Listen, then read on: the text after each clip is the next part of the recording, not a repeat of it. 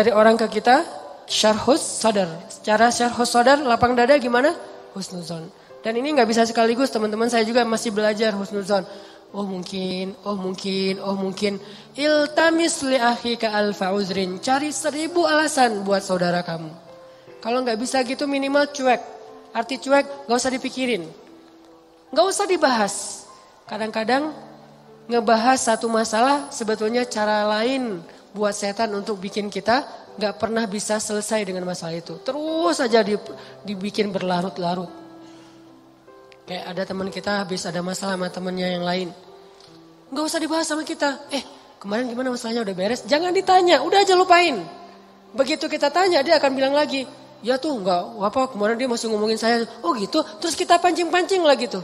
Harapannya apa? Niat kita pengen empati, padahal itu bukan empati itu. Pengennya kita berpihak sama dia, itu nggak berpihak. Tahu nggak apa arti namimah atau mengadu domba? Kata Nabi, la yadkhulul jannah an-nammam. Nggak akan masuk surga orang yang suka mengadu domba. Nggak akan masuk surga. Nah, adu domba itu ada 2, teman-teman. Ada adu domba orang yang memang jahat, ada adu dombanya orang soleh. Orang soleh juga bisa mengadu domba. Gimana caranya? Kalau orang yang nggak soleh mengadu domba, dia sengaja membuat fitnah di antara 2 orang sehingga mereka jadi baperan, jadi putus silaturahim. Ini nggak soleh. Insya Allah kita nggak akan kayak gitu. Saya yakin nggak ada niat kita ngadu domba orang. Tapi kita mungkin banget terjebak di adu domba yang kedua. Adu dombanya orang soleh nih. Gimana ngadu dombanya? Nih saya kasih contoh. Si A ngomongin si B di depan kita. Tapi nggak sampai kan ke si B.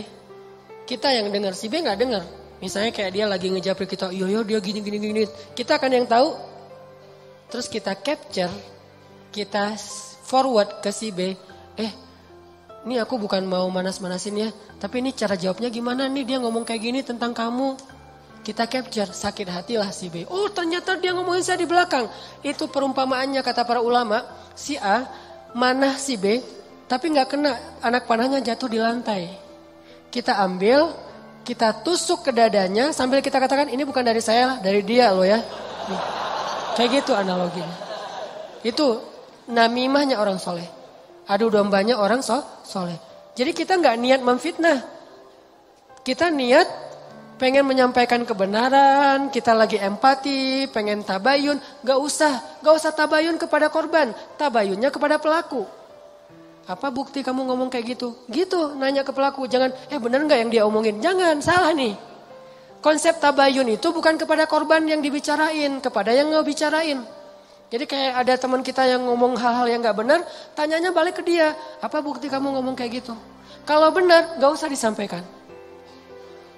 Kita kebalik, dia ngomongin kamu kayak gini, benar gak? Nah, ini konsep tabayun yang akhirnya bukan tabayun jadinya, namimah. Udah jatuh tuh anak panah di lantai, kita ambil, kita tusuk. Ini bukan dari saya ya, dari dia. Dia terus ketusuk, makasih ya kamu udah nyampain anak panah ini ke saya. Dia emang gak bener nih orangnya. Padahal yang nusuk bukan dia loh, orang ini nih. Kan kita kadang-kadang kayak jadi akrab gitu dengan orang yang sering ngebukain sebuah masalah ke kita kan. Walaupun bikin kita bete, kita anggap dia kayak setia banget, berpihak banget sama kita, empati banget. Enggak, ini salah. Enggak kayak gini caranya. Harusnya kita bilang, kalau kamu tahu itu gak nyaman buat saya, jangan disampaikan. Gitu harusnya. Tapi dia ngomongin kamu, biarin aja dia ngomongin. Yang penting kan saya gak dengar, sehingga saya gak sakit hati ke dia. Mudah-mudahan Allah maafin dia, kan selesai. Justru gara-gara kamu sampaikan ke saya jadi sakit hati ke dia. Allah gak maafin dia, Allah gak maafin saya nih. Putus silaturahim kita berdua, kamu nih pelakunya nih. Kok jadi saya sih? Ya kamu, rame perang segitiga. Kan ini yang terjadi kan selama ini. Ini lebih realistis menurut saya daripada namimah yang memang niatnya jelek buat saya sih. Saya husnuzon sama kita semuanya. Gak adalah niat kita jelek pengen memfitnah orang, gak. Tapi seringnya kita terjebak tanpa kita sadari. Justru karena kejujuran kita, karena keakraban kita dengan teman kita. Jadi kita ngebuka hal-hal yang dia gak perlu dengar. Itu sering banget kayak gitu. Saya juga kadang kayak gitu. Misalnya ada yang bicara apa tentang istri saya gak suka tuh. Dia bicarain istri saya gini misalnya depan temennya ngasih tahu ke saya. Terus saya kan jadi sakit hati sama orang itu ya. Saya juga ngasih tahu ke istri. Istri saya lebih sakit hati lagi sama dia. Ini salah, dia salah, saya salah. Harusnya saya diem aja. Papa udah tahu kan masalah ini, kenapa gak kasih tahu ke mama? Karena papa berharap mama gak tahu. Tapi daripada mama tahu dari orang lain, ya berarti orang itu yang salah, bukan papa. Kenapa dia ngasih tahu ke mama? Kan gitu kan? Jangan sampai ya Pak, mama tahu dari orang lain. Jadi kalau ada yang kayak gini-gini harus papa yang ngomong ke mama. Enggak, itu salah konsepnya. Enggak boleh kita menyampaikan sebuah informasi walaupun benar, apalagi belum tentu benar. Walaupun benar kepada orang yang kalau dia dengar dia akan sakit hati atau sedih, enggak boleh. Diamin aja. Kalau ada hal yang enggak benar, kita yang mengklarifikasi. Enggak kayak gitu, saya kenal dia gitu.